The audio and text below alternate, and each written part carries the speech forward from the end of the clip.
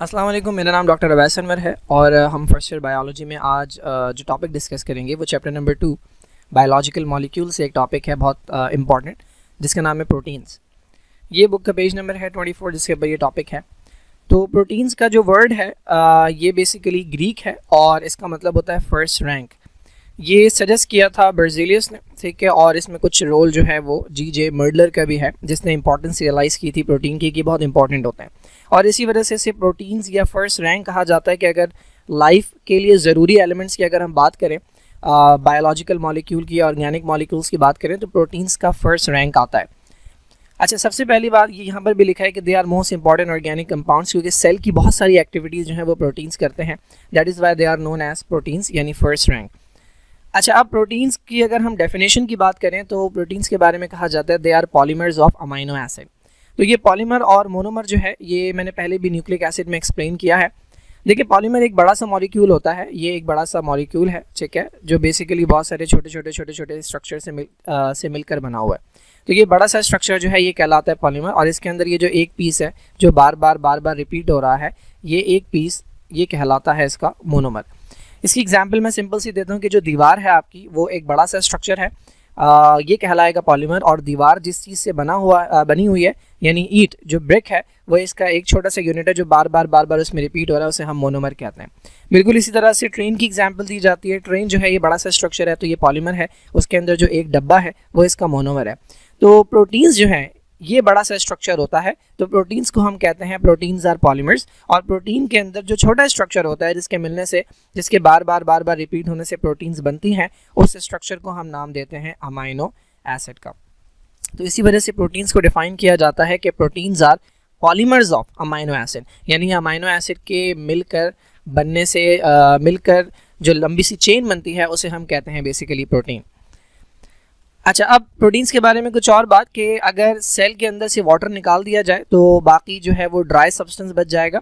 उस dry substance के अंदर 50% से ज़्यादा आपको जो चीज़ मिलेगी वो प्रोटीन है। दैट इज़ वाई मैंने कहा था कि इन्हें प्रोटीन्स कहा जाता है, because they are very vital for life, और तकरीबन सेल के ज़्यादातर काम जो है वो आपकी प्रोटीन्स ही करते हैं। तो they constitute 50% of the dry weight of the cell. अच्छा, प्रोटीन्स जो हैं इनको एक और तरह से डिफाइन किया जाता है कि दे आर ऑर्गेनिक मॉलिक्यूल्स। जिस तरह ऑर्गेनिक मॉलिक्यूल की डेफिनेशन होती है कि उसमें कार्बन होता है, हाइड्रोजन होता है, और उनके दरमियान एक बॉन्ड होता है जिसे कोवेलेंट बॉन्ड कहते हैं। तो प्रोटीन्स में भी ये पाया जाता है। प्रोटीन्स के अंदर कार्बन और हाइड्रोजन के अलावा ऑक्सीजन पाई जाती है, नाइट्रोजन मिलती है, और दो और चीज़ें हैं, फॉस्फोरस एंड सल्फर। ये कॉन्स्टिट्यूएंट होते हैं किसी भी प्रोटीन के अंदर। प्रोटीन्स को हम कहते हैं building block of the tissue, क्योंकि जो टिश्यूज़ बनते हैं, जो मसल्स बनते हैं, या जितनी भी तरह के टिश्यूज़ है जो बनते हैं, उनके लिए बेसिकली आपको प्रोटीन्स रिक्वायर्ड होती हैं। कौन से पार्ट्स हैं बॉडी के जो बेसिकली प्रोटीन्स रखते हैं? देखें, पहली बात तो प्रोटीन्स आपके हर सेल में मौजूद है। जब हर सेल में मौजूद है तो कोई ऐसा बॉडी का पार्ट नहीं है, कोई ऐसा सेल नहीं है, कोई ऐसा टिश्यू नहीं है जिसमें प्रोटीन्स ना हो। बट ये कुछ एग्जांपल्स देते हैं जो बेसिकली टोटली बनी होती है प्रोटीन से। लाइक आपके जो हेयर है, जो बाल हैं, वो आपकी प्रोटीन से बने होते हैं। स्किन है, नेल्स है, जो नेल का हिस्सा आपका बढ़ता है वो बेसिकली टोटली प्रोटीन से बना होता है। इसके अलावा ये फेदर्स जो हैं, बर्ड्स के अंदर जो फेदर्स होते हैं, they are also made up of proteins. कुछ सोर्सेज दिए हुए हैं कहाँ से आपको प्रोटीन हासिल हो सकता है। तो अंडा है, गोश्त है, मछली है, दूध है, और ये पल्सेस हैं, दालें हैं। ये मेजर सोर्स कहलाते हैं प्रोटीन्स के। यानी अगर आप जो बिल्डर्स होते हैं, बॉडी बिल्डर्स होते हैं, उनको वेट गेन करना होता है, उन्हें प्रोटीन्स चाहिए होते हैं, तो वो ये सोर्सेस इस्तेमाल करते हैं। अब थोड़ी सी बात कर लेते हैं कि प्रोटीन्स बनती कैसे हैं। देखिए, प्रोटीन्स के बारे में हमने ये बात तो कर ली कि प्रोटीन्स पॉलीमर्स हैं अमाइनो एसिड के। इसका मतलब क्या है? इसका मतलब ये है कि अगर मैं बहुत सारे अमाइनो एसिड जोड़ दूँ तो प्रोटीन बन जाएगी। इसका मतलब ये है कि आपको सबसे पहले समझना पड़ेगा कि अमाइनो एसिड क्या होता है। तो अमाइनो एसिड हमारे पास बिल्डिंग ब्लॉक है प्रोटीन का। अमाइनो एसिड का जो बेसिक स्ट्रक्चर है वो ये हमारे पास मौजूद है। सेंटर में इसके कार्बन होता है, इसको हम नाम देते हैं अल्फा कार्बन का, ठीक है। ये सेंटर वाला कार्बन अल्फा कार्बन कहलाता है। इस कार्बन के एक तरफ हमारे पास एक ग्रुप होता है जिसे हमने नाम दिए, जो यहाँ पर लिखा हुआ है NH2। इसको उल्टे तरीके से लिखा हुआ है, N पहले लिखा हुआ है H2, लेकिन इसे आप ऐसे लिख लें अगर, तो भी कोई मसला नहीं है। ये जो NH2 है ये कहलाता है अमाइनो ग्रुप, और ये बेसिक होता है, इसकी प्रॉपर्टी बेस जैसी होती हैं। इसके दूसरी तरफ आपको एक बड़ा सा ग्रुप नज़र आ रहा है, इसमें C है, O है और OH है, इसको हम COOH भी लिखते हैं।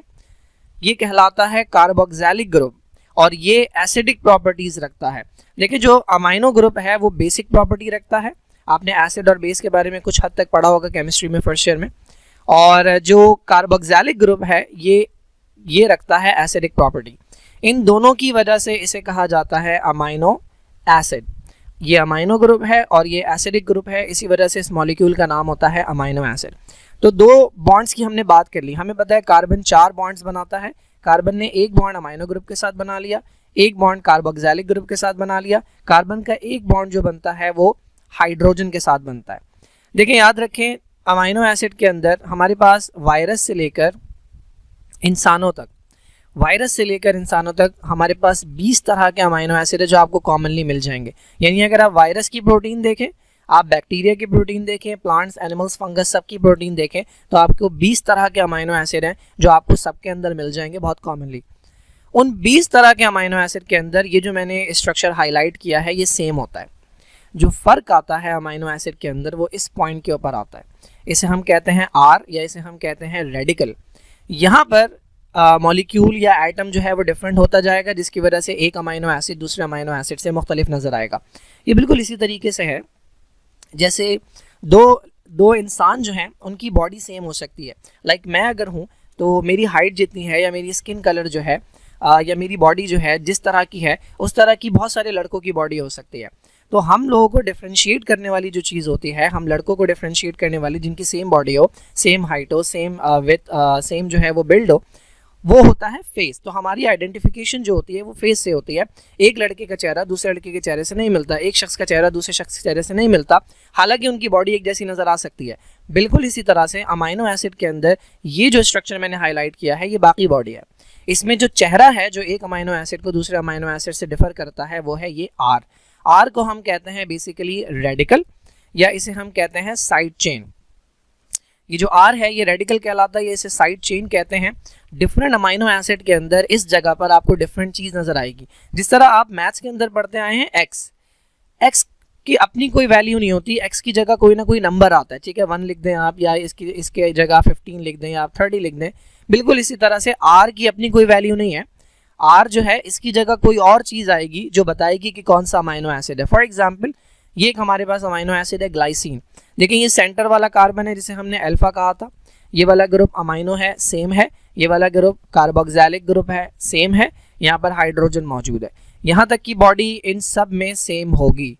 इन तीनों अमाइनो एसिड के अंदर ये ऊपर वाला पार्ट अमाइनो एसिड का सेम होता है। फ़र्क कहाँ पर आ रहा है? इसमें हाइड्रोजन लगा हुआ है, इसको हमने नाम दे दिया ग्लाइसिन का। इसमें लगा हुआ है CH2OH, इस अमाइनो एसिड को नाम दे दिया सीरीन का। इसमें लगा हुआ है CH3 मिथाइल ग्रुप, इसको हमने नाम दे दिया एलेनिन का। तो एक अमाइनो एसिड दूसरे अमाइनो एसिड से जो डिफर करता है वो इस पॉइंट के ऊपर करता है जिसे आप कहते हैं आर या जिसे आप कहते हैं रेडिकल। तो रेडिकल की अपनी कोई वैल्यू नहीं है, रेडिकल की जगह कोई और मॉलिक्यूल या एटम आता है जो कि डिफाइन करता है कि ये कौन सा अमाइनो एसिड होगा। तो ये अमाइनो एसिड आपने समझ लिया। इस तरह का एक और अमाइनो एसिड यहाँ लगाएं, इस तरह का एक और अमाइनो एसिड यहाँ लगाएं, जोड़ते चले जाएं, आपके पास लंबी सी चेन बन जाएगी। वो चेन कहलाती है प्रोटीन, जिसे आप कहते हैं पॉलीमर ऑफ अमाइनो एसिड। और इसके अंदर जो चीज़ रिपीट हो रही है, यानी अमाइनो एसिड रिपीट हो रहा है, बार बार अमाइनो एसिड आ रहा है, तो अमाइनो एसिड कहलाता है प्रोटीन का मोनोमर्स। अच्छा, एक और बात, अब मैंने कहा कि हमारे पास 20 तरह के अमाइनो एसिड हैं जो वायरस से लेकर इंसानों तक हैं, ठीक है। तो आपने ये रख लिया 1 2 3 4 5 6 इस तरह के 20 अमाइनो एसिड हैं। तो एक प्रोटीन, अभी तक तो हमने सिर्फ कहा था कि एक अमाइनो एसिड दूसरे अमाइनो एसिड से यहाँ पर डिफर करता है। मैं कह रहा हूँ एक प्रोटीन दूसरी प्रोटीन से कैसे डिफरेंट होगी जब 20 तरह के अमाइनो एसिड हैं। तो बेसिकली इन अमाइनो एसिड का सीक्वेंस जो है वो मुख्तलिफ बनाता है। फॉर एग्जाम्पल ये हमारे पास एक प्रोटीन है कि जिसके अंदर पहले पे लगा हुआ है ग्लाइसिन, आपने जो अभी 3 नाम पढ़े हैं। दूसरे पे लगा हुआ है सीरीन, तीसरे पे लगा हुआ है लाइसिन, ठीक है। ग्लाइसिन है, सीरीन है, लाइसिन है। इसके अलावा और भी अमाइनो एसिड है, आर्जिनिन कह लेते हैं, ठीक है। ये दूसरी प्रोटीन है जिसके अंदर सीक्वेंस चेंज हो गया। पहले पे सीरीन लगा हुआ है, फिर लाइसिन लगा हुआ है, फिर ग्लाइसिन लगा हुआ है, फिर आर्जिनिन लगा हुआ है। तीसरे प्रोटीन के अंदर और कोई सीक्वेंस होगा, चौथी के अंदर और कोई सीक्वेंस होगा। तो प्रोटीन्स एक दूसरे से डिफर करती हैं बिकॉज उनके अंदर जो अमाइनो एसिड हैं ऑल्दो वो 20 तरह के होंगे, लेकिन उनका सीक्वेंस और उनका नंबर जो है वो आगे पीछे होगा, जिसकी वजह से एक प्रोटीन दूसरी प्रोटीन से स्ट्रक्चर में भी डिफरेंट हो जाती है और फंक्शन के अंदर भी डिफरेंट हो जाती है। अब ज़रा देख लेते हैं, मैंने कहा कि अमाइनो एसिड आप जोड़ते चले जाएं तो प्रोटीन बन जाएगी। तो हम देखते हैं अमाइनो एसिड जुड़ते कैसे हैं। ये हमारे पास लिंकेज दी हुई अमाइनो एसिड की कि एक अमाइनो एसिड दूसरे अमाइनो एसिड से जुड़ता कैसे है। तो पहली बात तो ये समझ लें कि अमाइनो एसिड के दरमियान जो बॉन्ड बनता है, ये एक अमाइनो एसिड है, ये दूसरे अमाइनो एसिड के साथ जुड़ गया, इनके दरमियान जो बॉन्ड बनता है ये वाला बॉन्ड, ये कहलाता है पेप्टाइड लिंकेज। ठीक है, यहाँ पर ये वर्ड मौजूद है। दो अमाइनो एसिड के दरमियान जो बॉन्ड बनता है वो कहलाता है पेप्टाइड बॉन्ड कह लें या पेप्टाइड लिंकेज कह लें। अब देखते हैं ये होता कैसे। तो बेसिकली इसके अंदर जो प्रोसेस इन्वॉल्व होता है, दो अमाइनो एसिड के जुड़ने के अंदर जो प्रोसेस इन्वॉल्व होता है उसे हम कहते हैं कंडेंसेशन। पहले मैं कंडेंसेशन समझाता हूँ।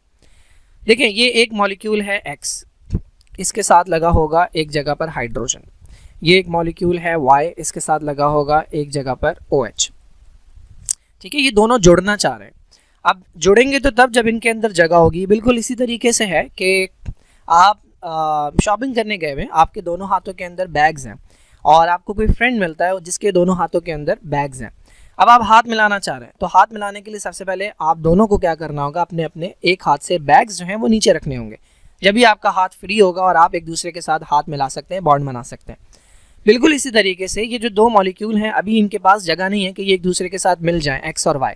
तो होता क्या है, इस X में से हाइड्रोजन रिमूव हो जाता है और इस Y में से OH रिमूव हो जाता है, और जब ये दोनों मिलते हैं तो बन जाता है वाटर।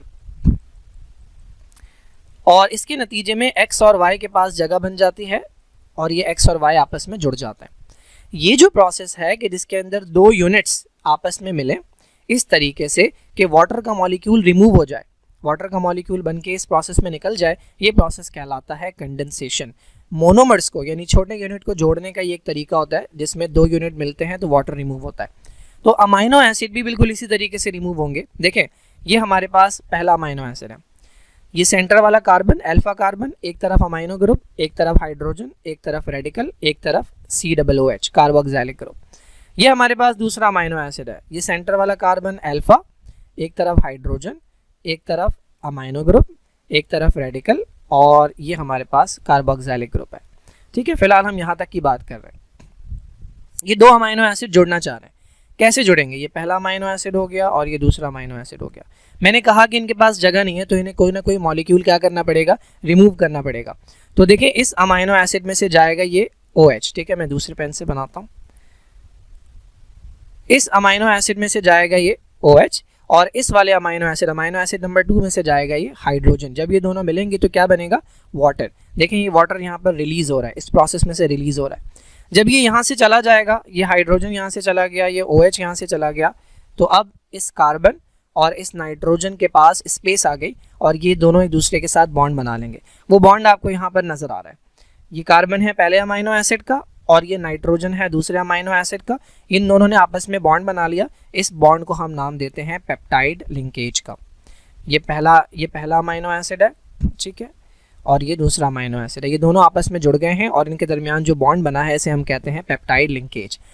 ये जो तरीका है कि जिसके अंदर दो मोनोमर्स, यहाँ पर जो अमाइनो एसिड हैं, जो दो मोनोमर्स जुड़ रहे हैं कुछ इस तरीके से कि क्या चीज़ लिबरेट हो रही है, वाटर का मॉलिक्यूल जो है ये लिबरेट हो रहा है, रिलीज हो रहा है।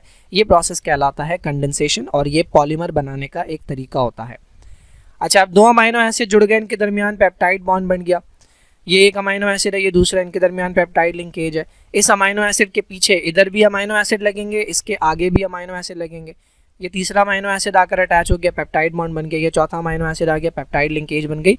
इस तरीके से अमाइनो एसिड जुड़ते चले जाएंगे और आपके पास एक लंबी सी चेन बन जाएगी। वो चेन कहलाती है बेसिकली पॉलीपेप्टाइड। देखिए, पॉली का मतलब होता है मैनी और पेप्टाइड वो बॉन्ड है जो दो अमाइनो एसिड के दरमियान बन रहा है। तो अगर इसमें 100 के करीब अमाइनो एसिड है तो हर दो अमाइनो एसिड के दरमियान बॉन्ड है, पेप्टाइड बॉन्ड। तो इसका मतलब इस चेन में बहुत सारे पेप्टाइड बॉन्ड है, तो इस चेन को पॉलीपेप्टाइड कहते हैं। देखिए, बुक के अंदर एक छोटी सी बात लिखी हुई है कि प्रोटीन्स जो हैं, हम प्रोटीन का वर्ड कब यूज़ करते हैं? नॉर्मली हम पॉलीपेप्टाइड का वर्ड यूज़ कर रहे हैं चेन के लिए, लेकिन हम प्रोटीन का वर्ड तब यूज़ करते हैं जब किसी चेन में 100 से ज़्यादा अमाइनो एसिड हो। लेकिन ये कोई हार्ड एंड फास्ट रूल नहीं है, बिकॉज आप बहुत सारी प्रोटीन्स ऐसी देखेंगे कि जिसके अंदर बहुत थोड़े से अमाइनो एसिड होते हैं, लेकिन फिर भी उसे पॉलीपेप्टाइड नहीं कहा जाता, उन्हें प्रोटीन कहा जाता है। ये बात इन्होंने यहाँ मेंशन भी की हुई है। But some proteins are small in size and having less number of amino. तो ये कोई हार्ड एंड फास्ट रूल नहीं है, लेकिन बस याद रखिएगा कि 100 तक जो है वो पॉलीपेप्टाइड कहा जा सकता है या जाता है, और 100 अमाइनो एसिड से बढ़ जाएंगे तो फिर उन्हें प्रोटीन का नाम दिया जाता है। अच्छा, एक तो मैंने आपको बताया था कि एक प्रोटीन और दूसरी प्रोटीन के दरमियान जो फ़र्क होता है वो अमाइनो एसिड के नंबर का और अमाइनो एसिड के सीक्वेंस का होता है, ठीक है। एक और तरीके से एक प्रोटीन और दूसरी प्रोटीन डिफर कर सकती हैं। कैसे? ये एक प्रोटीन है कि जिसके अंदर एक चेन है, ये एक प्रोटीन है कि जिसके अंदर 2 चेन्स है, ये एक प्रोटीन है कि जिसके अंदर 3 चेन्स है। तो आप प्रोटीन्स जो है वो एक दूसरे से डिफर कर सकती हैं by number of protein chains, ठीक है। नंबर ऑफ प्रोटीन मॉलिक्यूल या चेन जो है उसके अंदर, उसके नंबर से भी एक प्रोटीन दूसरी प्रोटीन से डिफर हो सकती है। ओके, थोड़ी सी बात हम कर लेते हैं स्ट्रक्चर ऑफ प्रोटीन्स की। प्रोटीन्स के अंदर हमारे पास 4 तरह के बेसिक स्ट्रक्चर्स होते हैं। बहुत आसान सा टॉपिक है ये। पहला स्ट्रक्चर है हमारे पास प्राइमरी। देखिए भाई, ये अमाइनो एसिड है, ठीक है, ये दूसरे अमाइनो एसिड के साथ जुड़ गया, ये तीसरे अमाइनो एसिड के साथ जुड़ गया, ये चौथे अमाइनो एसिड के साथ, और ये 5वें अमाइनो एसिड के साथ, ठीक है। बहुत सारे अमाइनो एसिड आपस में जुड़ गए। कौन सा बॉन्ड बना बीच में? पेप्टाइड लिंकेज या पेप्टाइड बॉन्ड। अब ये जो चेन आपको नजर आ रही है बिल्कुल सीधी है, इस तरह की, इसे हम कहते हैं लीनियर सीक्वेंस, बिल्कुल सीधा सीक्वेंस जो है।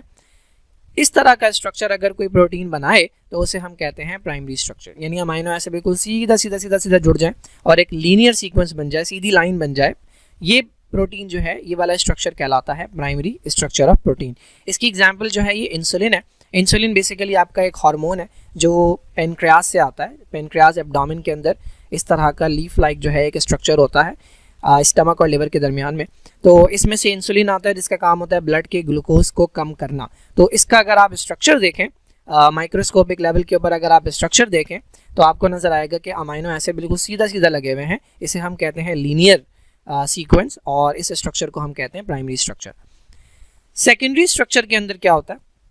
यही चेन है अमाइनो एसिड की, ठीक है। अब ये सीधी के बजाय इसके अंदर कुछ कर्ल्स आ रहे हैं, ठीक है। ये इस तरह से ट्विस्ट हो रही है, ये इस तरह से ट्विस्ट हो रही है, स्पाइरली कॉइल्ड हो रही है।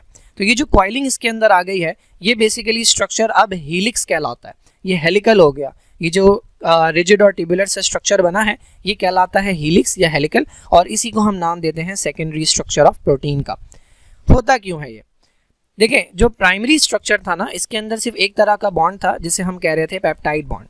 लेकिन जो सेकेंडरी स्ट्रक्चर है, इसके अंदर पेप्टाइड के अलावा 2 तरह के बॉन्ड्स और आ गए, हाइड्रोजन बॉन्ड्स और सल्फाइड बॉन्ड। इन दोनों बॉन्ड्स की वजह से इन्होंने किया क्या? मॉलिक्यूल्स को एक तरफ और दूसरी तरफ खींचना शुरू कर दिया, जिसकी वजह से वो सीधा नहीं रहा, उसके अंदर ट्विस्टिंग आ गई, कर्ल्स आ गए उसके अंदर, तो सेकेंडरी स्ट्रक्चर बन गया।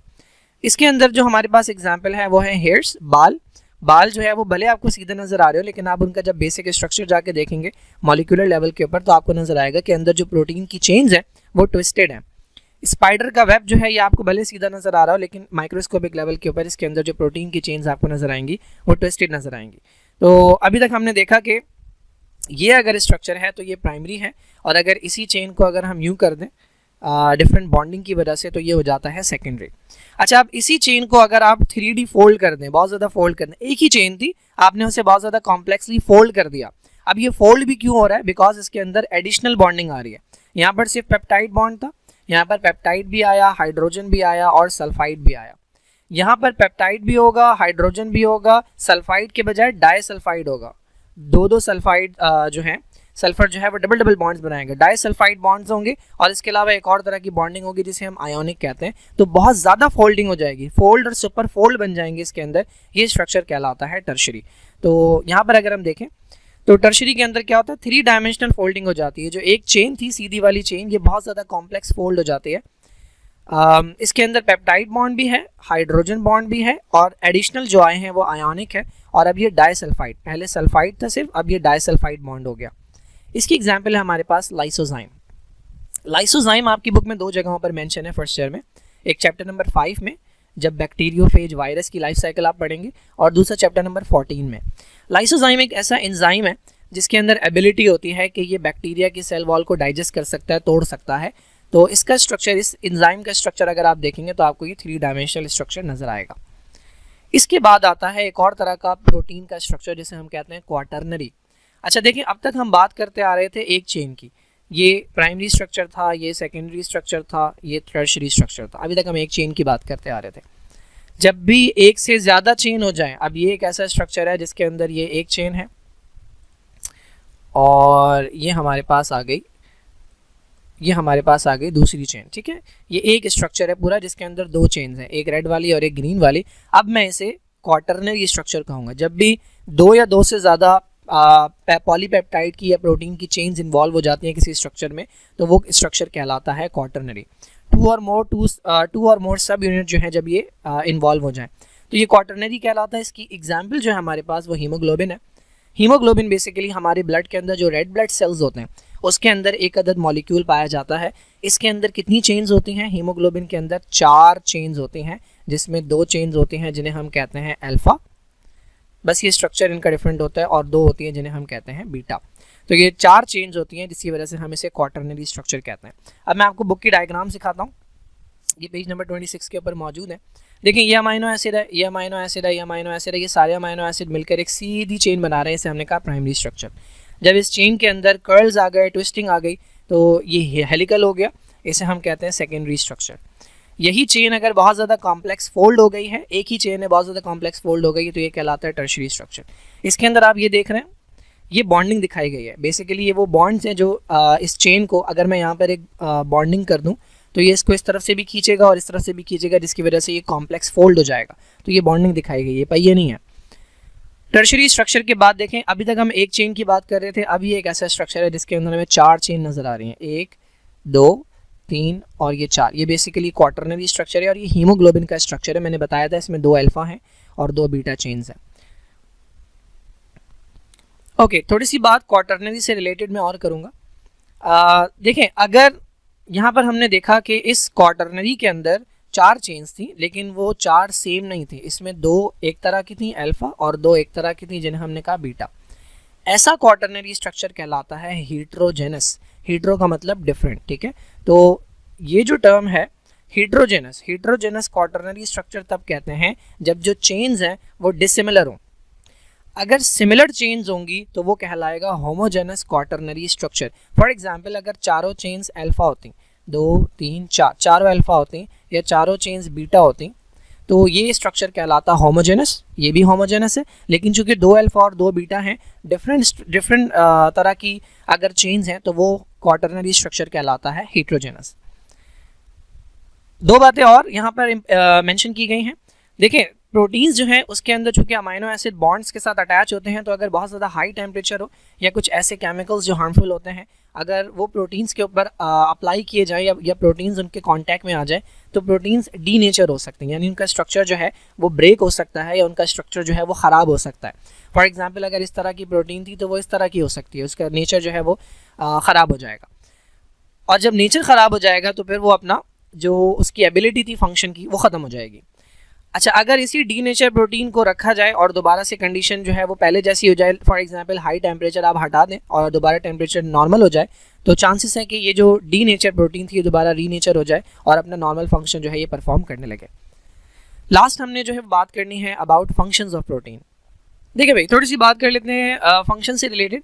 प्रोटीन्स के बारे में हमने अभी डिस्कस किया था कि प्रोटीन्स जो हैं उन्हें हम प्रोटीन्स इसीलिए कहते हैं because they are very important, और ये फर्स्ट रैंक रखती हैं जहाँ पर लाइफ की एक्टिविटीज़ की बात आती है, क्योंकि ज़्यादातर एक्टिविटीज़ जो हैं वो कंट्रोल होती हैं प्रोटीन से। अच्छा, मज़े की बात बताऊँ, इसका रीज़न क्या है? इसका रीज़न ये है कि आपको पता है कि हमारी जितनी भी इन्फॉर्मेशन है वो मौजूद होती है किसके अंदर?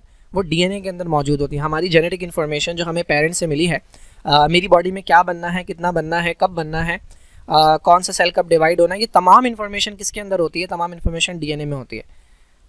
और ये डीएनए से इन्फॉर्मेशन बाहर कैसे आती है? क्या बनता है इससे? डीएनए तो रेसिपी है ना। जिस तरह हमारे पास बिरयानी की रेसिपी है, तो रेसिपी से प्रोडक्ट बनेगा तो वह बिरयानी होगी। कौरमे की रेसिपी है अगर, तो उससे रेसिपी से प्रोडक्ट बनेगा तो कौरमा बनेगा। तो डीएनए एक रेसिपी है, इसका प्रोडक्ट क्या है?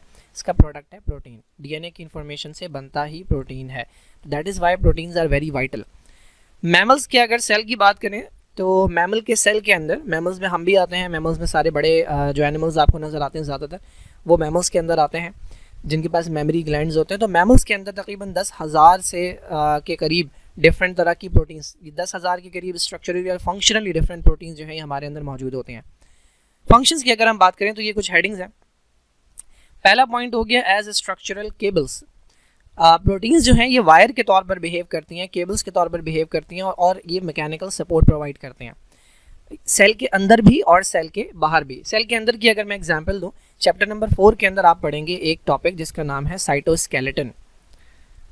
ठीक है, साइटोस्केलेटन। हर सेल के अंदर ना कुछ वायर्स बिछे हुए होते हैं, कुछ केबल्स बिछी हुई होती हैं, वो बेसिकली सेल के स्केलेटन के तौर पर बिहेव करते हैं। सेल का शेप मेंटेन भी करते हैं, सेल के अंदर चीज़ों को एक जगह से दूसरी जगह ट्रांसपोर्ट भी करते हैं, सेल के अंदर जो है सेल को सपोर्ट भी प्रोवाइड करते हैं। इसके अंदर 3 तरह के फाइबर्स आप पढ़ेंगे, माइक्रोफिलामेंट, इंटरमीडिएट फिलामेंट और माइक्रोट्यूब्यूल्स, चैप्टर 4 के अंदर। तो ये प्रोटीन्स ही होती हैं, प्रोटीन से बने हुए होते हैं जो कि सेल के अंदर प्रोवाइड करते हैं सपोर्ट। तो विद इन द सेल मैंने एग्जांपल दे दी। अगर मैं आउटसाइड बात करूं तो आपका जो पूरा का पूरा मसल है वो बना है प्रोटीन से। ठीक है, जो मसल्स हैं उनके अंदर प्रोटीन्स पाई जाती हैं जिनके नाम आप पढ़ेंगे सेकेंड ईयर के अंदर, एक्टिन और मायोसिन। ये प्रोटीन्स हैं जो मसल्स के अंदर मौजूद होती हैं और मसल्स हमारी बॉडी को सपोर्ट करते हैं, बोन्स को सपोर्ट करते हैं, डिफरेंट बॉडी पार्ट्स को सपोर्ट करते हैं।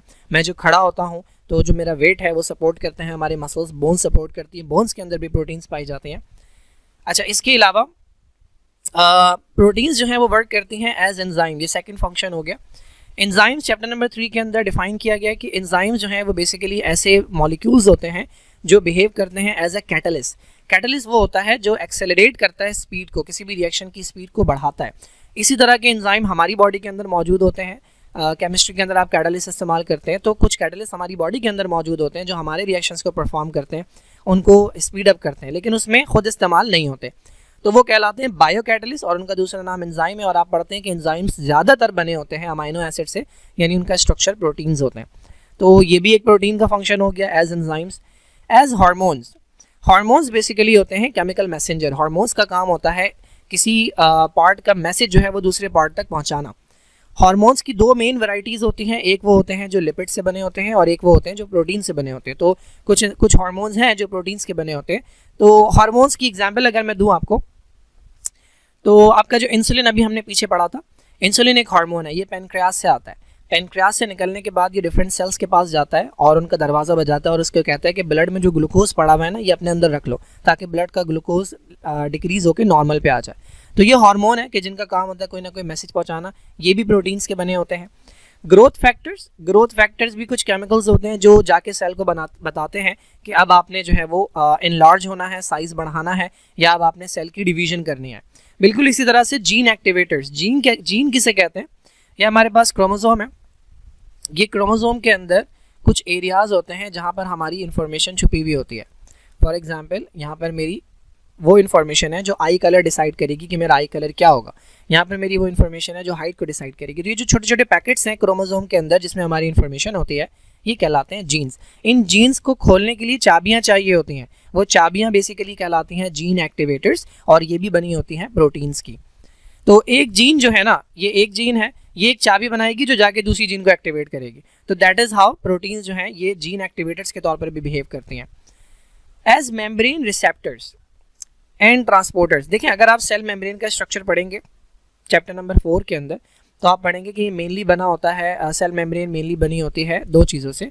एक इसके अंदर लिपिड होता है, फॉस्फोलिपिड, और लिपिड के दरमियान ना कुछ प्रोटीन्स होते हैं। ठीक है, अब ये प्रोटीन 2 तरह की होती हैं। एक प्रोटीन वो हैं जो दोनों, ये लिपिड की ना 2 लेयर होती हैं, ये एक लेयर है और ये दूसरी लेयर है। एक तरह की प्रोटीन वो हैं जो दोनों लेयर के अंदर मौजूद हैं। ये बिहेव करती हैं इन प्रोटीन्स को हम कहते हैं इंटीग्रल या इंट्रिंसिक। इनके अंदर होते हैं होल्स। तो देखिए कुछ मॉलिक्यूल्स जो है ना वो लिपिड को डायरेक्टली क्रॉस कर सकते हैं।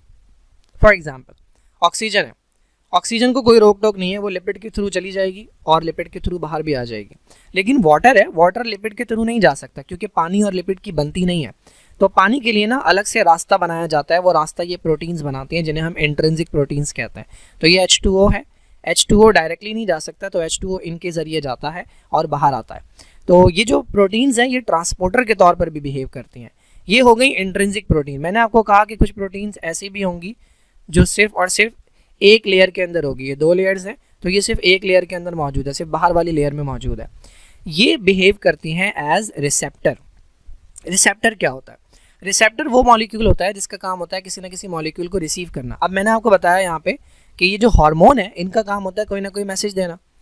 अब फॉर एग्जांपल इंसुलिन है, इंसुलिन जब आएगा इस सेल के पास, ये हमारे पास एक सेल है, ये इंसुलिन है, इंसुलिन आएगा, इंसुलिन सेल के अंदर नहीं जा सकता डायरेक्टली, तो इंसुलिन क्या करता है, इस सेल के ऊपर ना एक अदद प्रोटीन बैठी होती है रिसेप्टर के तौर पे, अपना मैसेज आकर इसे दे देता है और इसका काम होता है उस मैसेज को अंदर ट्रांसफ़र करना।